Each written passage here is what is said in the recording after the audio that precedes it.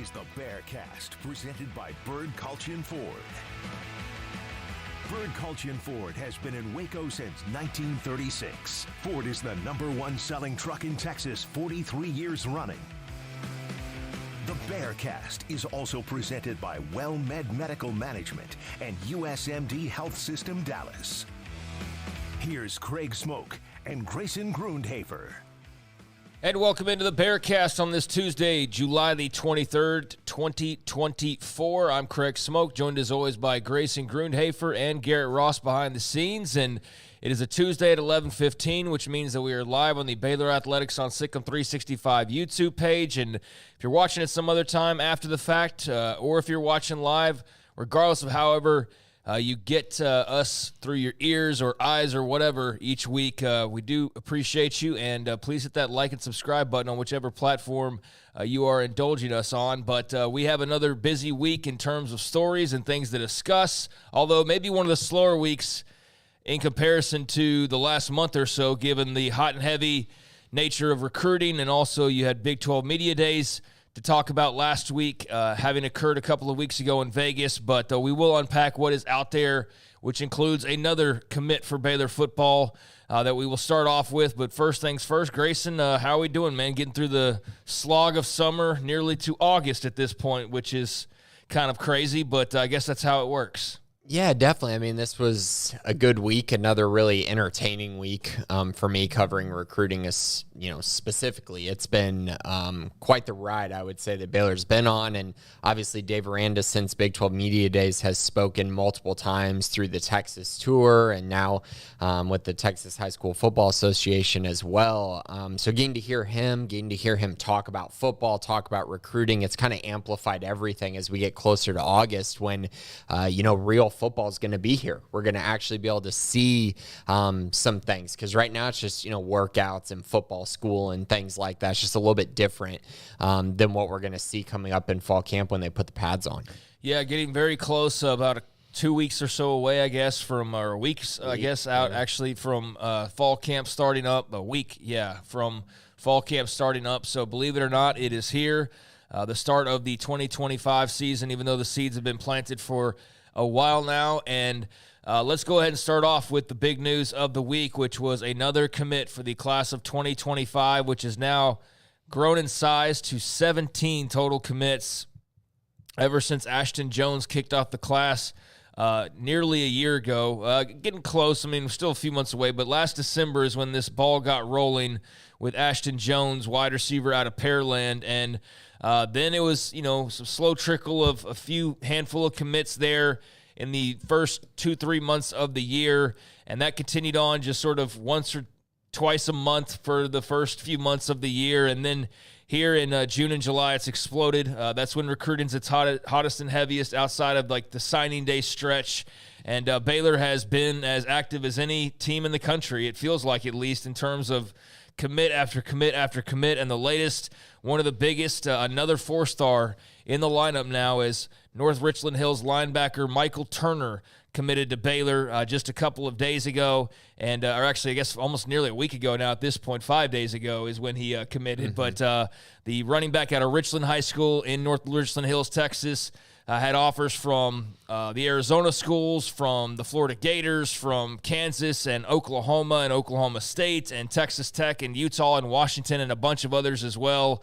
It looks like, every Power 4 conference in the country he had offers to choose from and beyond that. And, another big 4-star addition, Michael Turner. You could feel some momentum building up for this, I guess, over the last, little bit. But, Grayson, another big pledge at number 17 for 2025. Right, and this one had kind of been, I would say, a long time coming. The Taz Williams one happened so quickly within a 6-day period, and so you kind of think about that recruitment, and that makes you think that, you kind of don't look back on kind of the work that Baylor had put in for some other guys. And, for Michael Turner, he took his official visit in the middle of June. Had a great official visit. I think the Baylor staff came away feeling really confident that they were going to land him. But he decided to take his time, and he went on multiple other official visits, had a lot of interest from, I hate saying random schools, but definitely schools that feel like they're a little off the radar, such as Missouri and Utah. And then obviously SMU was a big competition for Baylor in the race for Michael Turner. But ultimately, I think he kind of just kind of stayed true to kind of what he believed in after the official visit. And I think that led him to Baylor, to be honest with you. That relationship with Keenan Hall, the fact that I think Keenan Hall showed him a vision to where, they're really trying to build a brand new offense, and they're going to build around really, really key offensive playmakers. And that's exactly what Michael Turner is, along with the wide receivers they brought in, along with Caden Knighton, their other 4-star running back in this class. And I think that vision was really put on display in this recruitment. As far as Turner goes, stat sheet stuffer. Had nearly 1,700 yards receiving last year, 23 touchdowns. As a sophomore, he was a District 5A D1 first team selection. He ran for 849 yards and 12 touchdowns as a sophomore on just 100 carries. The guy has put up really good numbers the last 2 seasons. But the biggest thing for me that I think is kind of a differentiating factor for him is his ability in the pass game. He catches the ball really well. He makes plays after the catch. And that's something that I do think they're kind of lacking with the guys on the roster. I think Richard Reese maybe will show more flashes of that, but hasn't up to this point. He hasn't been consistent. So really the only guy in that room that I think you can, just kind of look at and say, yeah, he's a good pass catcher would be Dawson Pendergrass. So to get a guy like this, I think is really, really key. And he provides a lot of wiggle and a lot of home run hitting ability, which I do think the running back core absolutely needs going forward. So Michael Turner, the latest addition, and a big one based on his offer list and his star ranking and all those types of things. As I mentioned, number 17 on the 2025 list as far as the commitment list goes. And it has room to grow, I suppose. You said at the start of this thing that it was going to be a full class. Well, they're at 17 players already, which that's more than they've had in total in some years, much less by, the start of August. So where are they in terms of numbers, do you feel like right now, and just sort of where all that lies and what all they can continue to try to add over the next few months to this class? Right. So right now they're at 17 commits, like you mentioned, and it feels like they're really heavily recruiting maybe like 4 or 5 guys. And then also, separate from that is the conversation about the offensive line. They don't really have a lot of targets that are standing out to me right now as far as guys who they're really in on or guys who they've offered. And so that's kind of made things a little bit difficult at that position. As we know, they need to take offensive linemen. They only have 1 in this class right now. So that's a bit of a problem. But outside of that, I would say probably 5 guys they're really recruiting, which kind of tells me that this class is probably going to end up around, in the low 20s, which is what I was expecting. But I will say it feels like over the last week or so that maybe there's been a little bit of room to try to grow that a little bit, maybe get to 23. But I don't think they're going to load up with high school prospects. They got to save room for the transfer portal. They got to save resources as well for the transfer portal, as you kind of have to divvy out your NIL spending and how you're going to utilize that. And they need to save some of that definitely for the transfer portal after this season.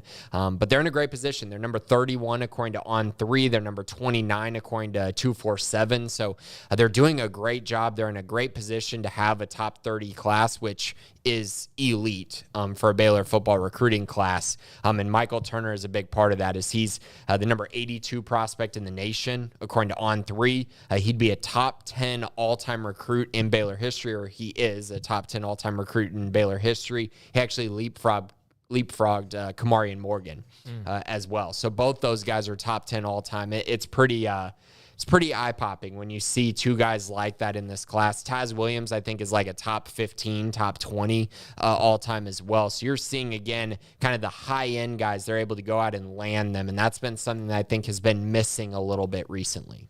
So looking at probably a handful of guys as far as the remainder of this class goes, which gives you plenty of time to fill that out since it's just July and you've got until December to sign the first wave, if not hopefully the bulk of this class. But is notable, 1 offensive lineman in this class out of 17 pledges. You got 2 running backs. You got 1 offensive lineman. So, yeah, I would think that the transfer portal is going to be big for the line, and we'll see how all of that goes. But that is notable, and that's why you would save some space. And also, they've tried the whole relying on young offensive linemen that aren't ready, and we saw how that worked out. It basically burned last year entirely, and remains to be seen how much it'll hurt this year actually as well, as that remains by far their greatest concern entering this season. So, yeah, need to figure out that O-line and get that in shape, but leaving themselves some wiggle room is probably the best idea. But beyond that, looking like a really sharp class at 17, and it is still going to grow, but a run of 4-stars here with Kamarian Morgan and Ja'Cory Watson and Michael Turner and Taz Williams. And, I know the services can agree or disagree on 3 4-star status, but that's 4 guys across the board that are 4-stars. That's all in the last month.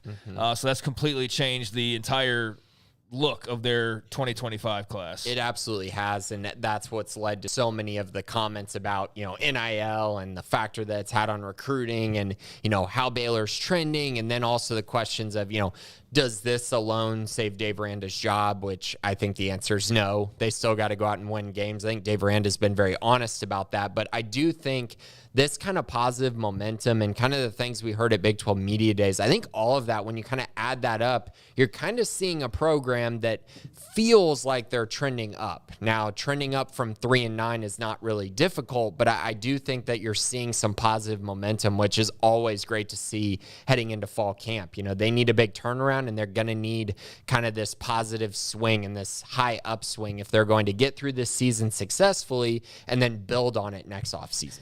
Yeah, I do think that having the success in recruiting can give Aranda a little bit more leeway. If they were to, win 5 games and, let's say something like injuries occurred and things like that, and you're like, let's just say it made it for a very tough call on sort of the trajectory. I think the momentum in recruiting tips the scales in his favor more than it hurts him, obviously. If they were to be sitting here with 10 guys and they're all 3-stars, and you're like, okay, if they fell apart, does it really change much of anything? No. Yeah. Okay, well, let's move on.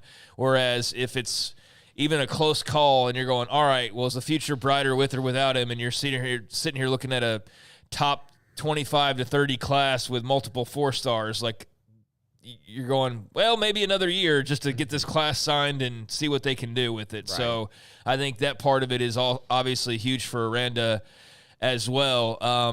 I know that Garrett's got a comment we're going to play here in a second from the THSCA, session that Dave Aranda did the other day. And in it, he talks about recruiting, and he just says a lot of what he said, I think, at media days and such about just the NIL aspect of this. But you mentioned Keenan Hall a couple times.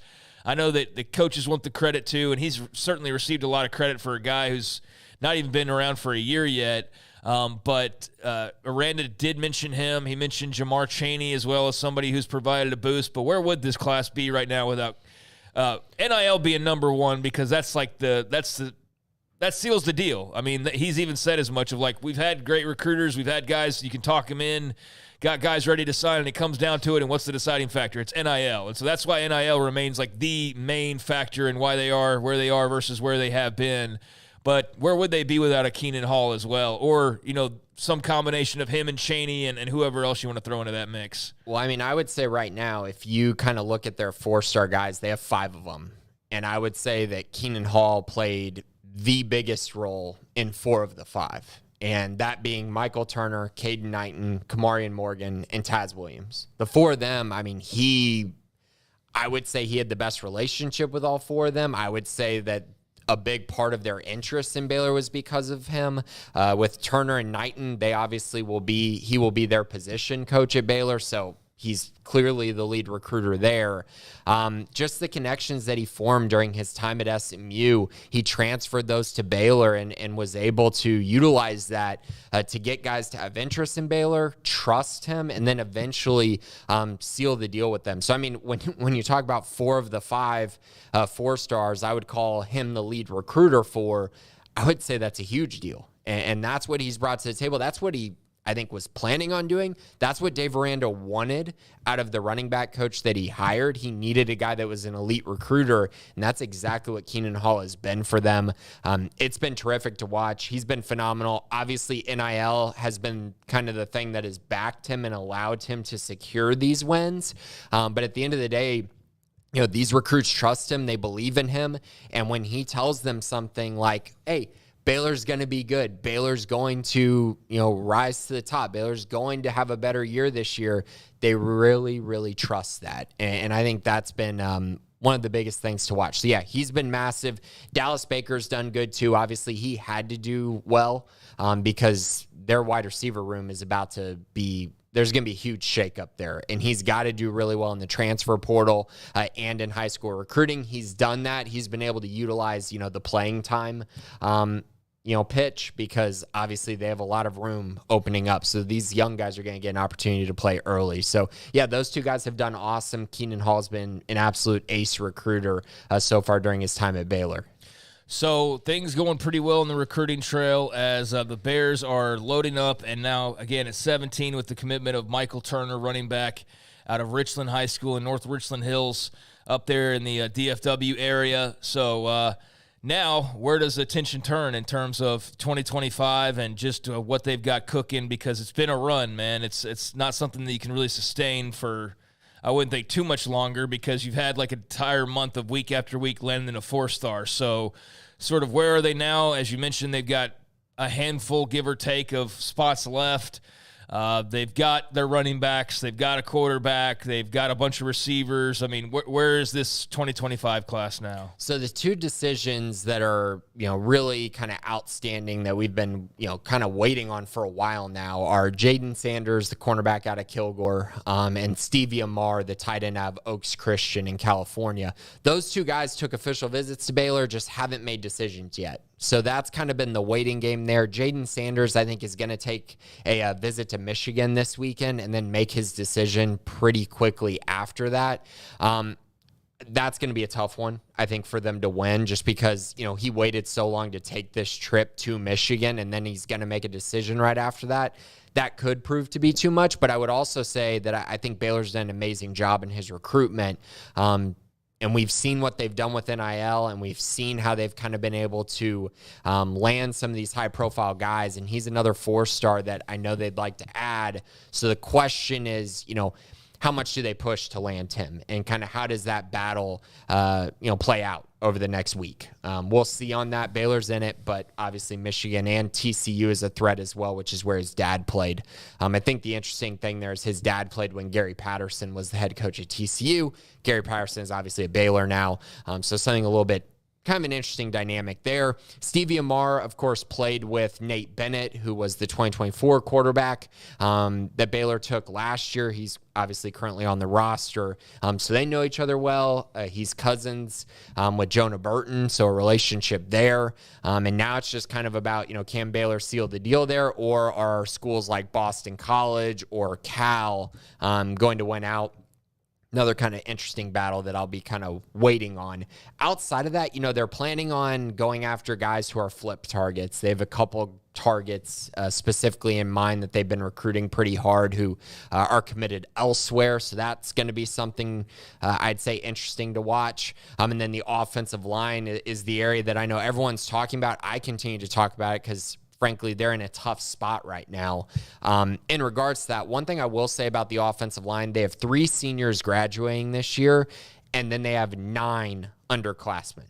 So I don't think there's a need to take a bunch of offensive linemen. I think you could easily take, 2 in this class and then supplement your offensive line group with maybe some guys like Colton Thomason, who are big-time recruits, went a place for a year, and then decided to transfer. Maybe you're able to fill out the depth chart kind of like that with adding some young guys in different classes. So I could see them doing that. I think they still have some young depth there that maybe makes that make sense. So that's kind of where they're at right now. All right, so there's a little bit of a reset on the 2025 class, which has been smoking hot as of late. Huge month of June and July, huge months of June and July. This has been a great summer for Dave Aranda and the staff in terms of getting big-time targets on board. And now to the point where if you look at 247's team rankings, number 3 in the Big 12 for the class of 2025 in terms of just the overall top to bottom. TCU, the number 1 class right now.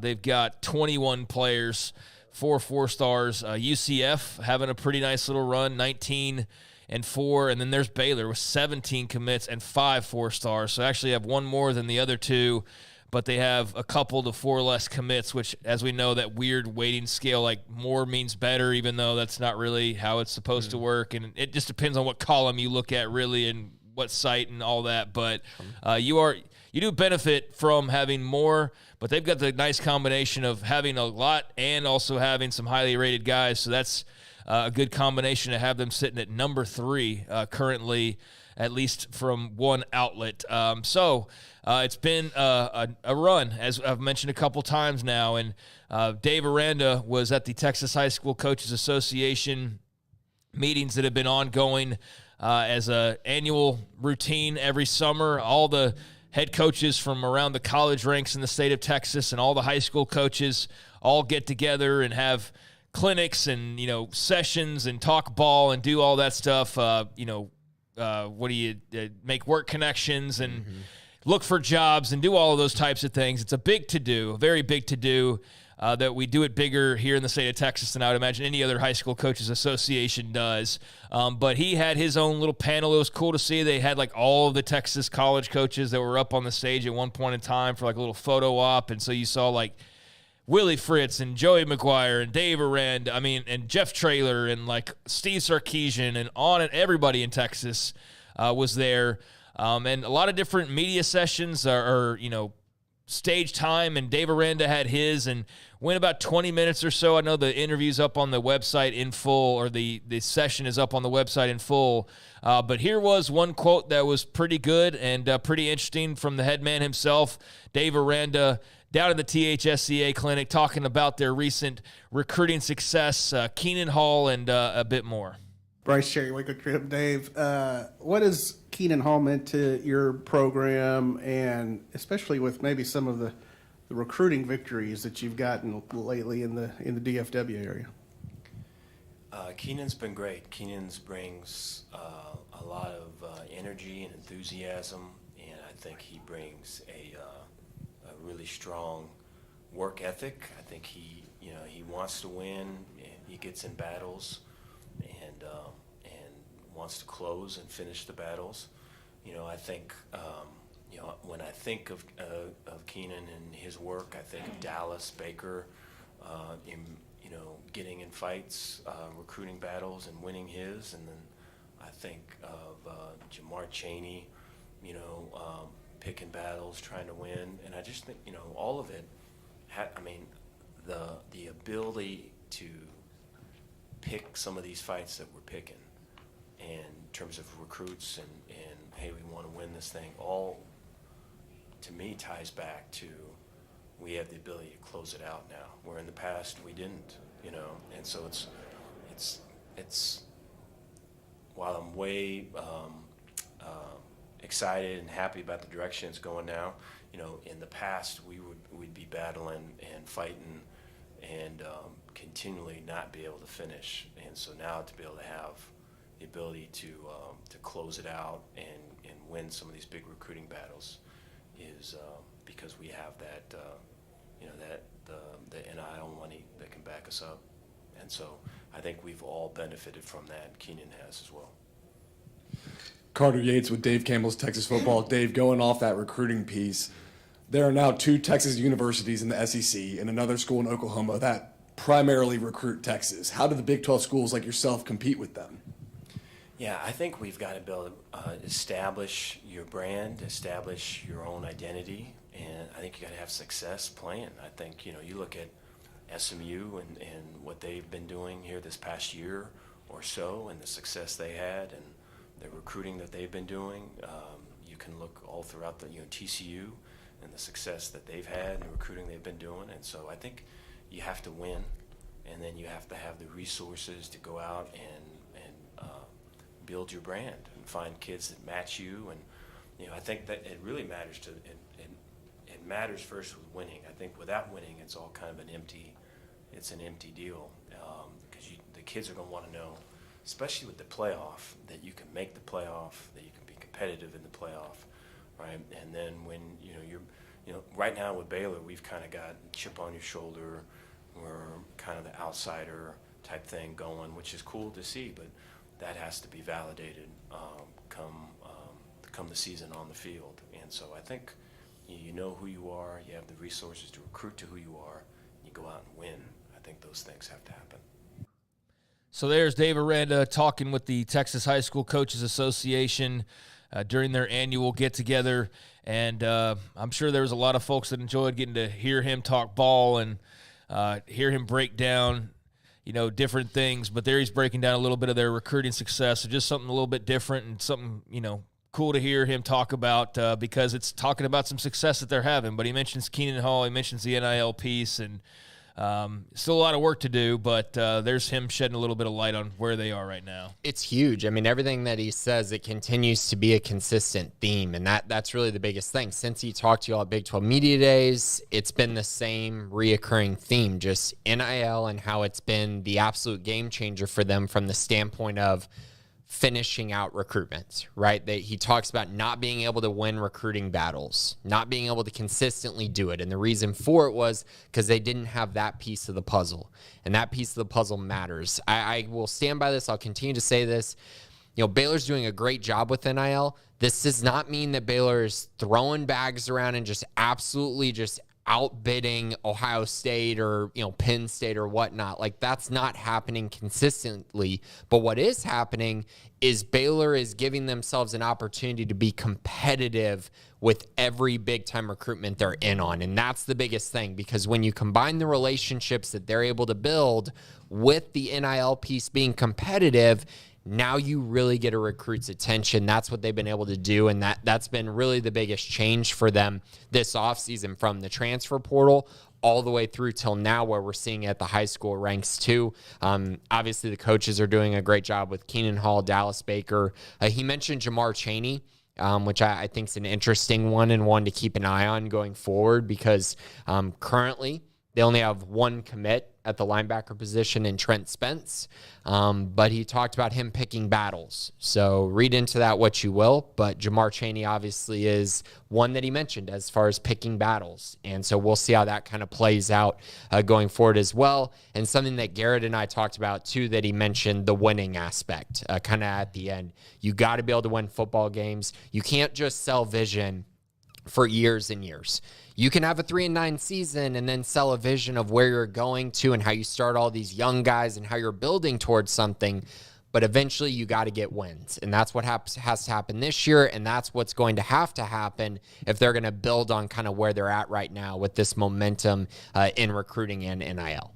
Yeah, it's all good right now, but they have to have a good season. I don't think there's any doubt about that. And, I don't want to put a firm stance on there as far as like they must win this amount of games or else, because a lot will depend on the details, but they do have to win, and otherwise this is all for naught. And if you go and win 2 games this year, it's going to be hard to keep this class together no matter how much you're throwing around and all of that. So yeah, the winning is still what matters at the end. The winning is what makes everything better. The other stuff's sweetener, but ultimately you've got to win, and he knows that. And you can tell he's a man who's spread himself a bit thin. We'll see if it's too thin or not come, when the season rolls around, but hopefully he's found the right formula. It seems as though he has, in terms of ball versus just head coaching duties.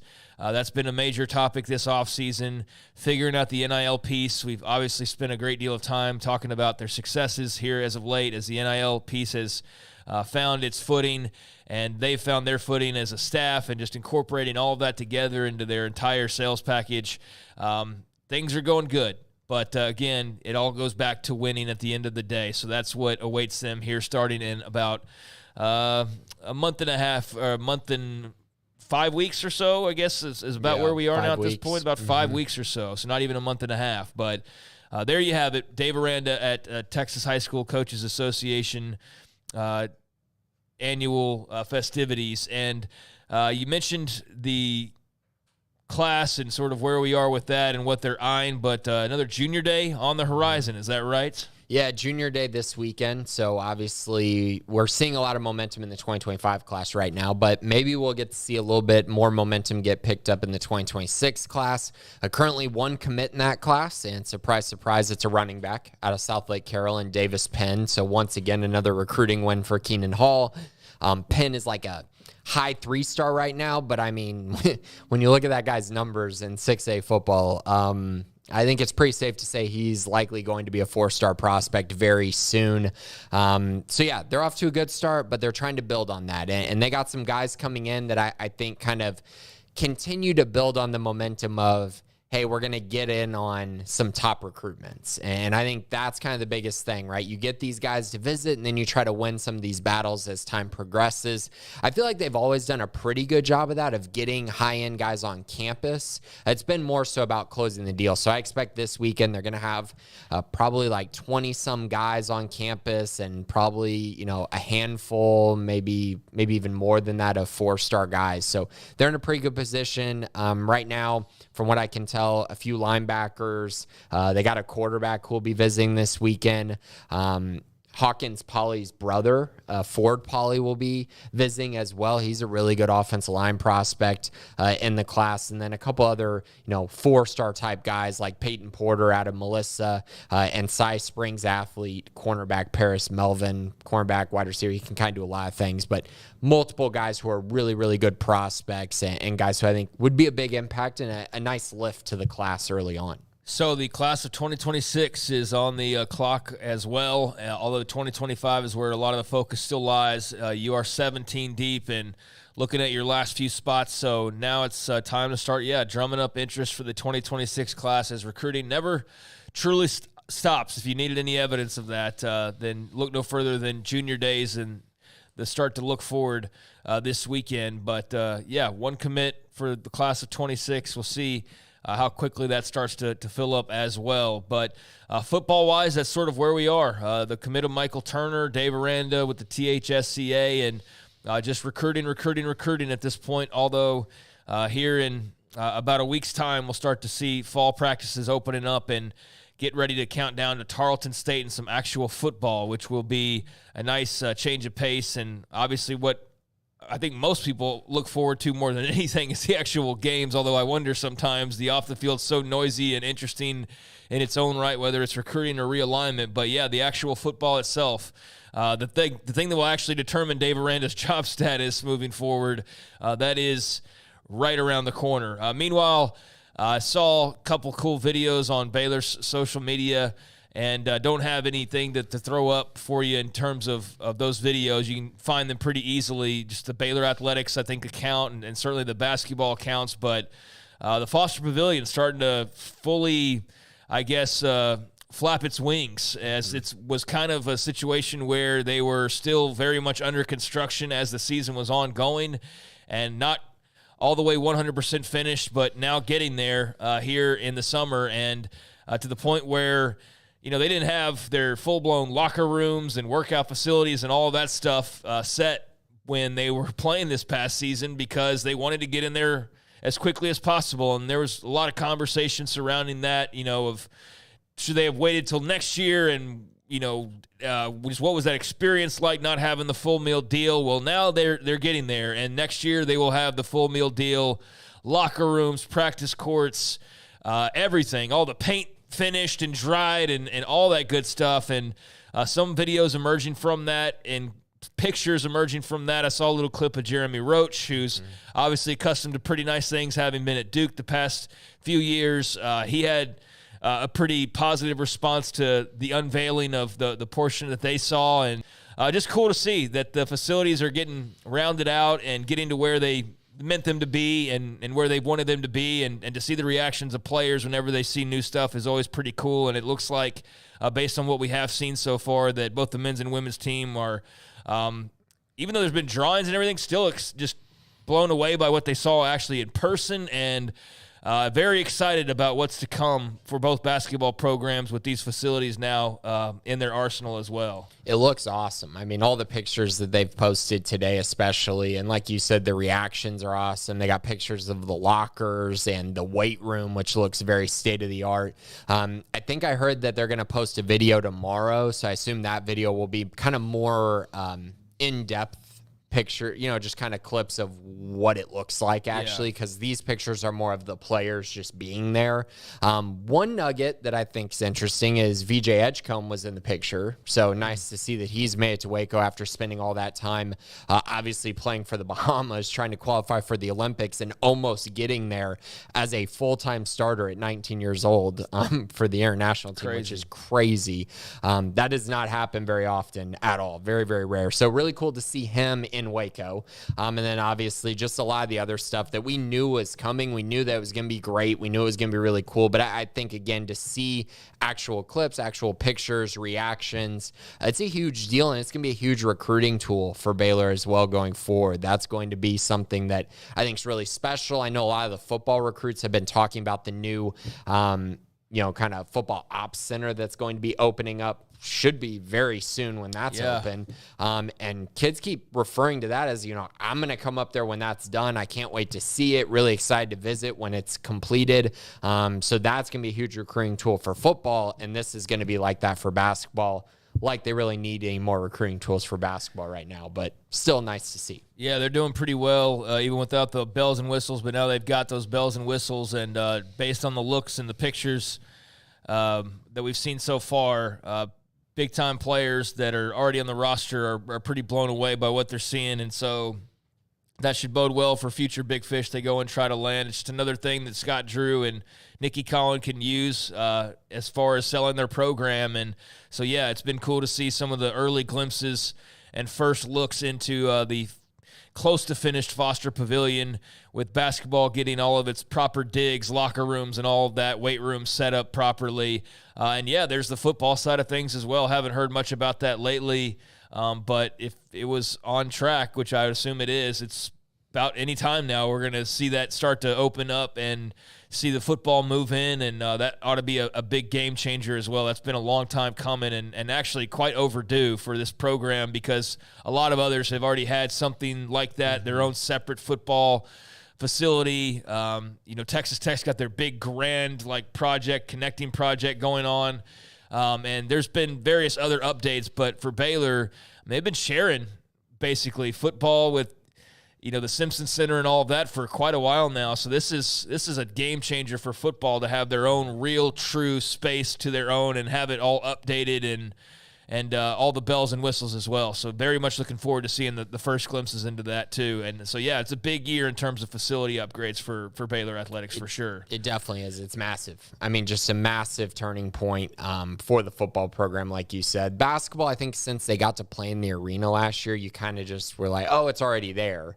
But for football, still waiting to see when that product is finished. It was supposed to be done, I think, by fall camp. I don't know if it's going to be ready quite by then, but it should be ready by the beginning of the season, I would think. You would hope so. Yeah, like I said, haven't heard an update on that in a little while, but starting to kind of shake the cobwebs off of the offseason, even though there's not really been an offseason, quite frankly. But as everybody starts to kind of get into football mode again and drum up the news machine and all of that, I'm sure that will be one of the things we hear about here pretty soon is an update on that front. But it's a busy time, even though it's about to get much busier, but the facilities are looking great. So there you are with that. Go check those pictures out if you haven't already. And as Grayson alluded to, I'm sure there'll be more videos and whatnot of seeing some of the reactions from basketball in particular as they get moved in. So facilities looking up, football recruiting looking up, and the football season right around the corner. So here we are. Enjoy the good times, because right now it is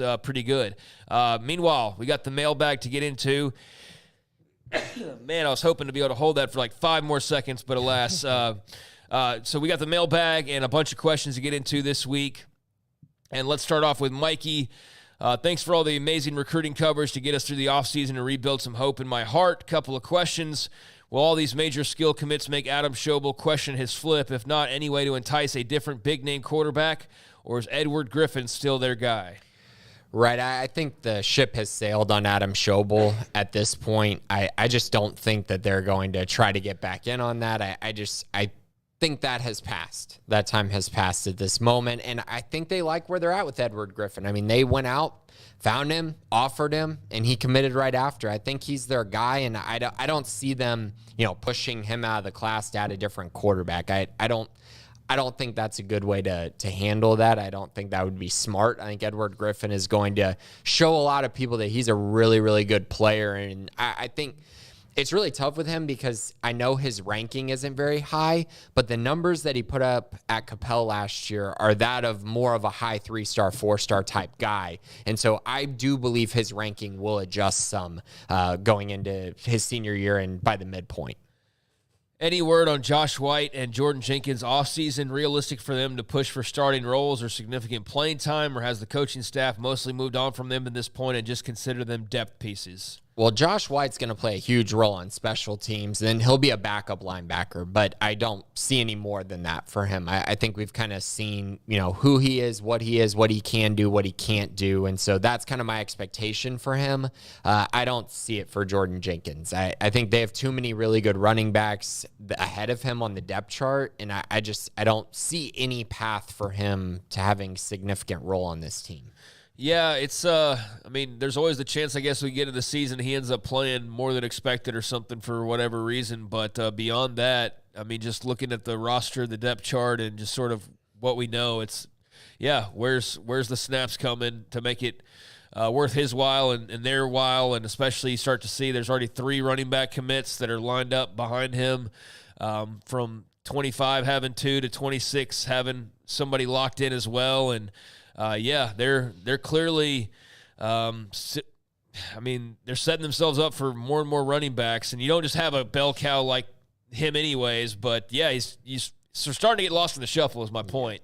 Beyond that, he is lost in the shuffle. Yeah. So he's right there in the kind of mystery land of where does he kind of fit into the big picture. So we'll see how that goes for Jordan Jenkins. Scotty B, the Baylor King, how much improvement do you think Baylor football will have in terms of points per game offensively and defensively this year?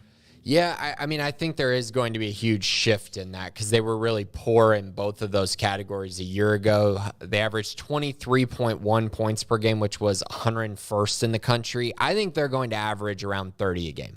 I really do. And if you're around 30 a game, you have a top 50 offense. Somewhere you might be able to be in the top 40 if you're just a little above 30. But I that's my expectation for their offense. I think they're going to score points this year. I have a lot of faith in Jake Spavital scoring. As long as the offense line isn't as bad as it was a year ago. As far as defensively, they gave up 33.3 points per game, which was 116th in the country a year ago. I think they can get that number to maybe in the mid-20s, maybe around like 26, 27. I don't think they're going to be dominant on defense, but I think they can take a huge step forward. So if you're around those numbers, you're a bowl team. That's kind of where you're at. You're right around being a bowl team if you're around those kind of points. Let's see, clever username 99. What are your guys' thoughts on running the ball on 3rd and long? Rewatching last year, Grimes loved calling runs in that scenario. It felt like we were waving the white flag. The only game I remember that ever worked in was against Utah, and it did work. They ran the ball a few times and got like Dom Richardson getting 11 yards on 3rd and 10, which I don't view that as sustainable. And sometimes you get a good look and you can kind of take advantage of that, but in general, I agree with you. It was ridiculous to see, 3rd and 8 and you're just running the football, basically conceding that you're going to punt. But I think that just kind of leads back into what, we've talked about, Craig, just the offense being kind of boring and not innovative enough. And just the amount of throws that were behind the line of scrimmage or right at the line of scrimmage were really hard to watch. I've been watching some replays of games and watching those bootleg rollouts where you're throwing the ball a yard downfield and the guy getting tackled immediately. Those things just didn't work, and you'd like to be able to see them take more shots and be more creative in the passing game. Yeah, last year's offense was a total bore to watch, and I know it wasn't necessarily always the play calling. I do feel like sometimes it was, though. It did feel like they were just waving the white flag at times and just saying, all right, let's hope our defense gets a stop. I mean, just a lot of series where it's just 3 and out, and you're like, why does this look so uninspired? I mean, you're not getting the ball 5 more times in this game. Like, some sense of urgency, for the love of God, please. Yeah. And just a lot of just series, and this wasn't exclusive to the offense, but I know Jeff Grimes takes offense that they got blamed as much as they did for last year, and it's like, well, the defense at least had a lot of it. Like, you could say there's changeover and DC didn't work out, and the offense, the line was bad. It was worse than they expected it to be, but I don't think you had as much room for excuses for being as mid level as you were, or below level, mid level. And that is on him as an offense coordinator to realize the offense line is they weren't bad last year. They were horrific. And I don't know how that was not seen or known. And that's kind of the area where you're like, well, if they had an offense line, they probably wouldn't have been bad. Honestly, offensively, they probably would have been pretty good because we saw Jeff Grimes' offense work when the offense line was good. Yeah, but it was just nowhere close to being ready. And, I mean, whatever you want to point to, unexpected retirement or injuries or, I know there's some things that are out of your control, but it's man, y'all didn't have any idea it was that bad as you rolled into a season. My goodness. And so not all of it was play calling. Some of it was just you simply couldn't execute certain things that you wanted to be able to do. You couldn't block long enough for your quarterback to have 2 seconds to even look downfield. So those things, can all go back to the O-line or whatever, but there were definitely times where you're just all right, what even is this play calling? And I'm sure there will be moments this year with Spavital where we say the same thing, but just last year as a whole it was hard to watch for 12 weeks. Yeah. I mean, it really was. So running the ball on 3rd and long, I mean, we'll see that as probably a change-up from time to time. And it did work, in the Utah game, as you mentioned. But, there were times last year as we've now expanded upon where you were less scratching your head for sure, especially with some of the play calling. Useless Kim Degree, what are your views on our kicking game? Rewatching a lot of games from last year, missed field goals inside of 40 yards seem to be a repeat pattern all year. Any hope we can improve in that aspect of special teams? Yeah, I mean, I think there's optimism that they can get better there in the kicking game. I mean, when you look at Isaiah Hankins has been around for a long time. They still have Jack Stone. They're bringing in Connor Hawkins, who is a freshman, a walk-on out of Liberty Hill. So they're trying some things to make sure that there's competition there and that they're pushing each other. But I think Isaiah Hankins is going to end up being the guy, and it's just a matter of him being more consistent. And the hard part with Baylor is that over the years, it's basically been bad kicking year, good kicking year, bad kicking year, good kicking year. It's been really weird, and it's been some of the same names, right? It's you have one year where, a guy kicks really well, and then the very next year he's terrible, and then the next year he does really good. So it's just been a really weird kind of phenomenon that I've seen at Baylor, at least. Yeah, there hasn't been a lot of consistency. I mean, there's definitely room for improvement, I think, across the board on this team, and with Matthew Pallage, expected to be a bit more involved in special teams, just based on the shift in his defensive duties. He wasn't involved last year. They had, Tyler, I forget, the special teams assistant. Sorry, his name just escapes me. They still have assistants there, but Pallage should. But Pallage, you would think, would be a bit more involved there since he's got a little less on his plate defensively, which I think would be a good thing for that unit. Yeah. And so hopefully that's where you see some of the improvement. But, it's been very up and down. There's no consistency. It's hard to predict. Because, like you said, one year the kicker, let's just say, because there's been multiple examples, is great. And the next year, same guy's back, and, nothing's changed, and he's just not as good. Right. Like he's been reading press clippings. That's for kickers. What Yeah. You can go back so far, Connor Martin, Chris Callahan. There's multiple examples of it. I mean, it's just been John Mayers. I mean, it's just crazy where you're like, wow, this guy's the future of the kicker position. And then, oh my goodness, you're going to have to bring in another kicker. And then he does good the next year. It's just been very, very weird. Good news for Baylor is Palmer Williams, I think, is going to be a really, really good punter, like a weapon, a true weapon for them as a punter. And they brought in Jamal Bell as far as returners go, and he was obviously elite at that during his time at Nevada. So a couple nice improvements there. Yeah, so Useless Kim Degree, I think there is room for optimism. Just to what extent, I wouldn't start expecting elite play there because it's been rare, if ever, to see that, and especially consistently. But I do think there's reasons why that can also be an improved grouping this year, especially the kicking side of things. Papa Bear, have you heard anything about Michael Trigg and the tight end room? I mean, again, right now it's just a whole lot of, football school and workouts and things like that. But I continue to believe, based off what happened in the spring, that, Michael Trigg is going to be a huge part of their offensive game plan. They're going to find ways to feature him in the passing game. But I also think Kelsey Johnson will be very involved as well. He's a very good blocker, a very reliable pass catcher, a guy that breaks tackles well if you can give him the ball in the open field. So those two guys are who I'm expecting to play the most. But I will say I think Matthew Klopfenstein and Hawkins Polley are two guys that I think could carve out a role. We've seen Gavin Yates play a lot kind of in that fullback role. So they have a good room. It's pretty deep. They got a bunch of different body types, a bunch of different skill sets in the room. But I think Trigg as a receiving threat is going to be fun to watch, especially down the field. Yeah, I think a big part of their success will come down to just how much of a playmaker Michael Trigg really is. Drake Dabney left some pretty big shoes to fill. He had a really good year last year, and I think he's going to be a nice weapon for TCU as they pivot away from, what's his name from Temple? Jared Wiley. I think Jared Casey for some reason. That was the Kansas tight end. Jared Wiley. He torched Baylor last year. Yeah, oh he did. Gosh. He did. Yeah. And, they're going to get Dabney involved on that level, I would think. So, he's a loss. But when I was kind of looking at just my confidence in, like, just different groups, like, I feel really good about the tight end room because I'm not expecting them to be, like, all-American, like Rob Gronkowski's out there, but in terms of numbers and depth and just having guys to do what they need to do, block, catch on occasion, make a block, do the things that you need your tight ends to do in this offense where I don't think you're like super tight end heavy. I think they've got everything that they need so long as Trigg proves to be a reliable pass catcher and playmaker.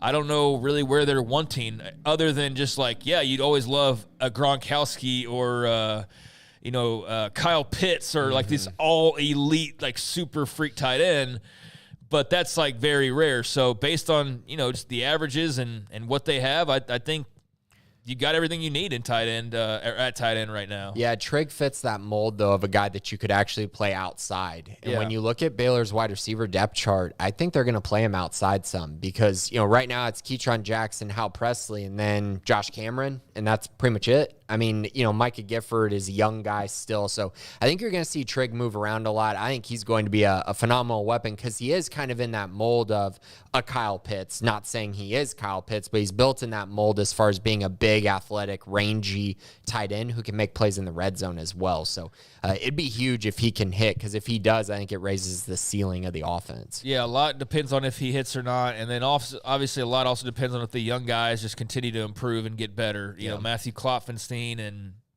Hawkins Polley and whoever you want to point to, so long as they continue to improve, then that's a room that you feel pretty good about.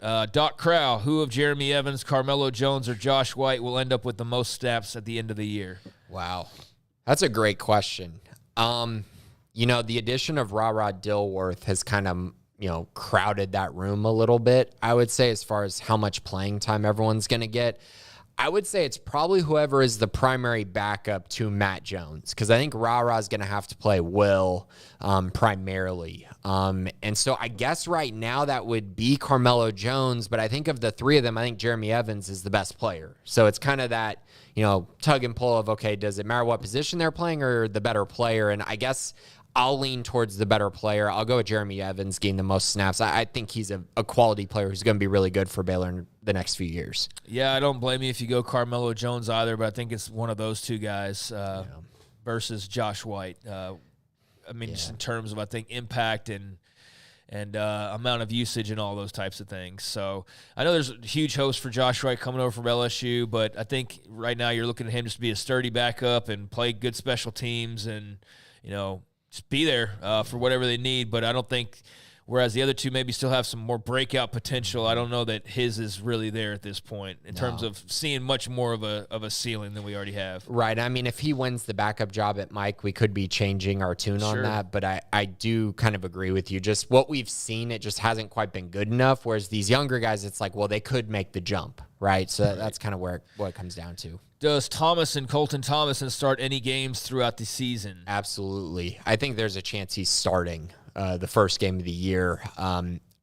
I don't know that would mean bad things about what Baylor has. I do think just talent-wise and size-wise, especially after losing Kurt Daneker, he fits that more than any of the guys on the roster, right? I mean, because Daneker was like 330 pounds, and that's kind of where Thomason is trending. No one else on the interior of their offensive line has that kind of size. And so I'm curious as the season progresses if the guards aren't stepping up, if maybe he slides in and takes a spot, or maybe even at tackle, even though I do think he's going to end up being a guard for most of his career. Last thing from Doc Crowell, considering there are 2 running backs committed in the next class, there will be 7 running backs on the roster next year. With the schematic changes, will we have to see roster churn at the end of the season for the running back room?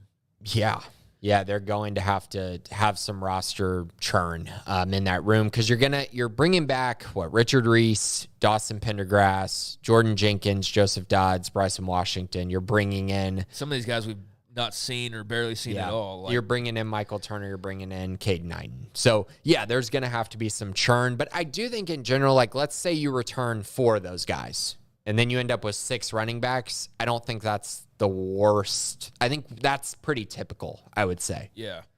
Wyatt Smith, do you think we will get any 26 commits after Junior Day weekend? I do. I think they may get 1 or 2 after the weekend. I could definitely see that. I don't know if it'll happen immediately. I'm not sitting here saying, oh, yeah, there's a bunch of guys that are kind of right there about to commit or that I know are making their decision. But I do think Baylor's got some momentum right now, so they might be able to land 1 or 2, after the weekend. Any movement with Tyler Lockhart? I haven't really heard anything about Tyler. I know he decommitted from Auburn. His primary relationship was with Christian Robinson, so I don't know how much he's talked to Jamar Chaney. I will say the trend right now is Mississippi State. So while I think he's probably had communication with Baylor, I just don't know that it's gone anything beyond that. At least I haven't heard that yet. Wyatt also said, as always, thank you. Well, thank you, Wyatt. And also ask, with recent success in the 25 class, do you think DJ Sanders may give Baylor another chance? Yeah, no, I don't see that. I mean, the reason him canceling his official visit was pretty much him saying that Baylor was out on his recruitment for whatever reason that may be. I don't really see it happening. I know he's got a lot of offers, and you want to talk about NIL. I think there's some serious NIL being thrown around for DJ Sanders. So I don't like a A&M Texas battle as well. Yeah, and then Nebraska looked like they tried to drop the bag recently as well. So there's been a lot of interesting kind of things going on in his recruitment. So I don't really see that happening for Baylor. I also want to just say, I know Baylor has a lot of momentum. That doesn't mean that we should just go look at their offers and then just immediately say, oh, yeah, they're going to be in on this guy now. That's not necessarily how this is going to work. They're going to target the guys early on that they really, really like, prioritize those guys, and then try to finish it out at the end. But it's not necessarily going to be, we haven't recruited a guy in 6 months, and now, he's a 5-star. Let's circle back, and now Baylor's going to land them. It doesn't quite work like that. Well, relationships and interests still matter.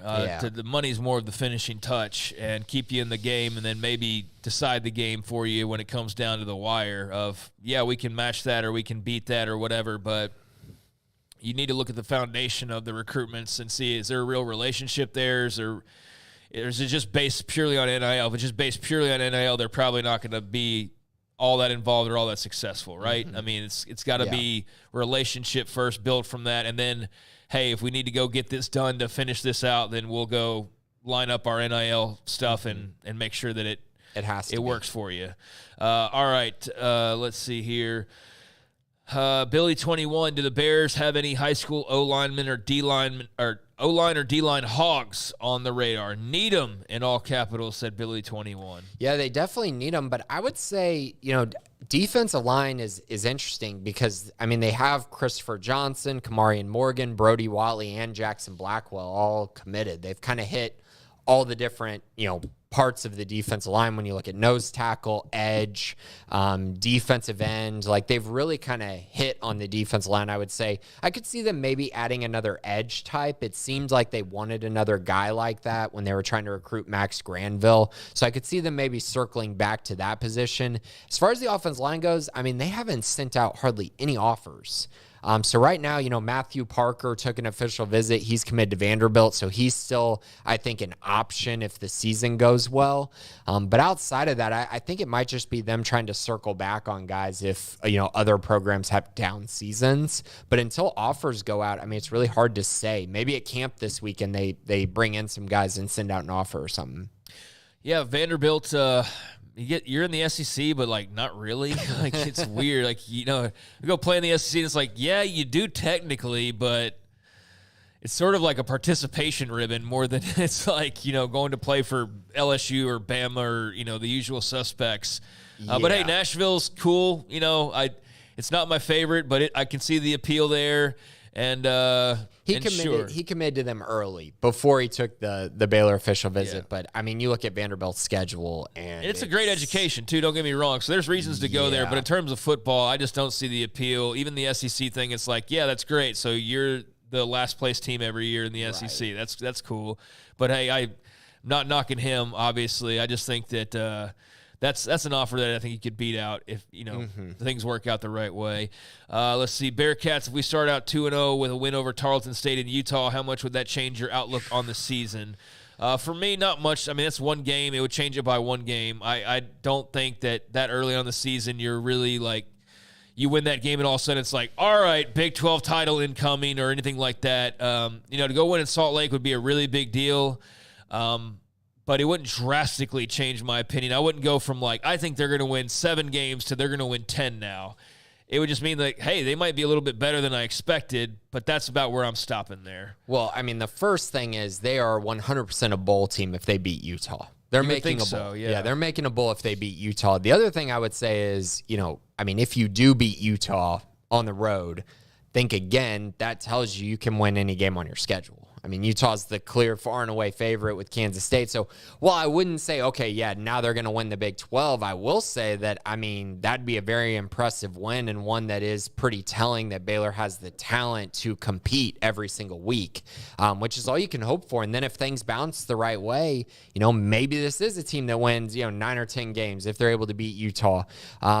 I think that game would matter quite a bit to kind of the outlook of the season, how I would view it as well, because Utah feels like one that would give Baylor a lot of problems with their defensive front against Baylor's offensive line. So I don't know. It would change some things, and it would lock in a bowl game for me for sure. It would definitely flip, I think, most of the predictions for that game because my allergies are killing me today. Sorry. I do think it would flip most everybody's predictions for that game because I don't know that too many people are predicting them to walk into Salt Lake City and win against Utah. So it would be a huge surprise in that regard. But, it would definitely be a big early season splash that could get a lot of momentum going and a lot of belief going early on, and that could pay huge dividends. But, yeah, I would love to see that and then really give you a legitimate response rather than projecting a month out because it's hard to say for sure. But it does seem like that would be a pretty large win and could really set a proper tone for 2024.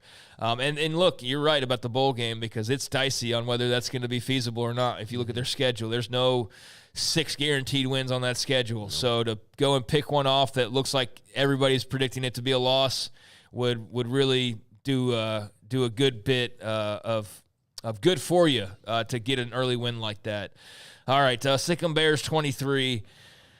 With the recent duo of Knighton and Turner committing, I went back and looked through some prior running back commitments. The first one that comes to mind is Jordan Jenkins, who was rated a 91, same as Turner and 2 points higher than Knighton.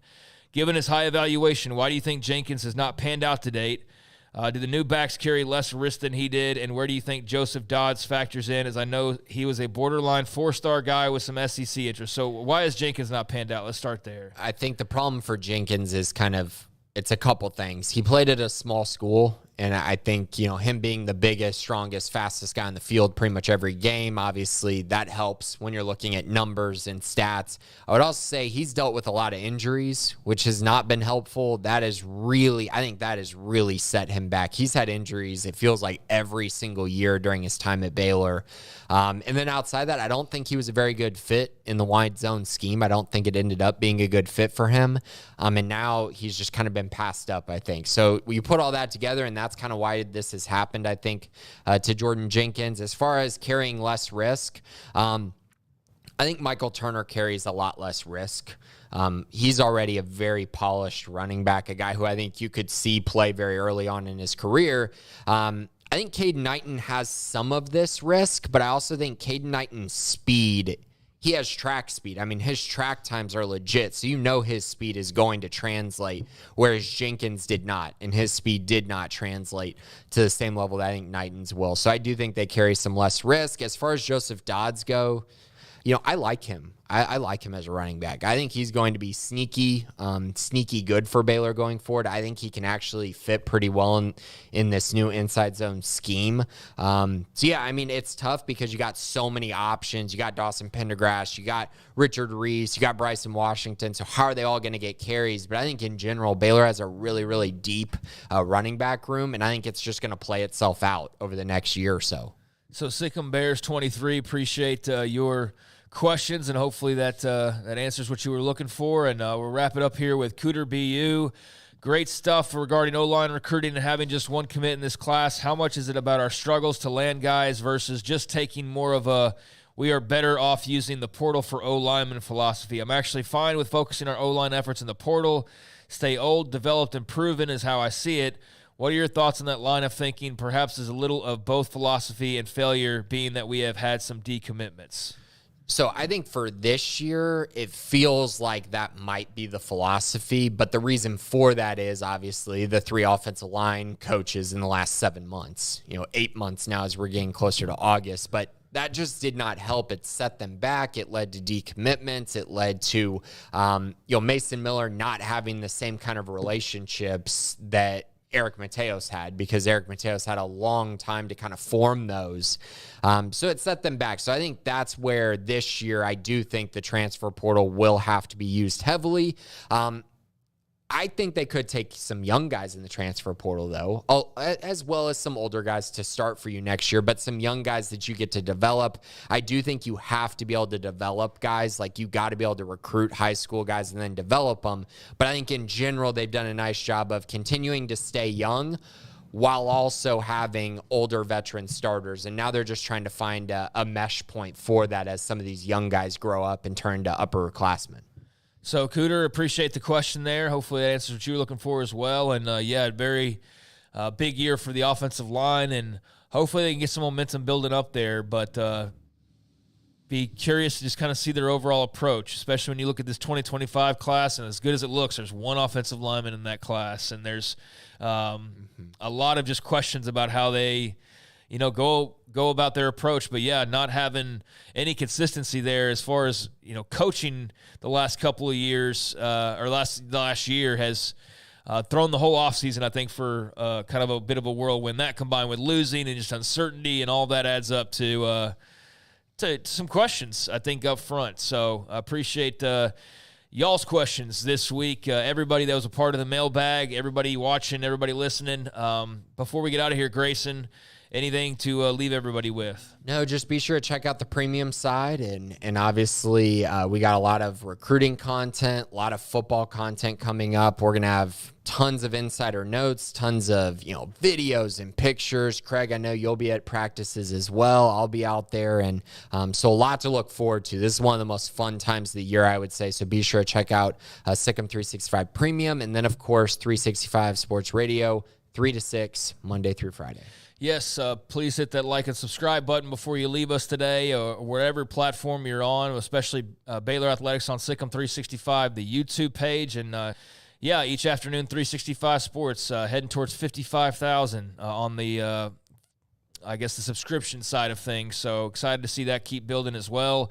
But until next time, that'll do it for us this week. For Grayson Grunhafer and Garrett Ross, we'll be back with more next Tuesday live at 11:15. I'm Craig Smoke. Appreciate your time as always, and we'll talk to you then. This has been the Bearcast on SicEm365.com.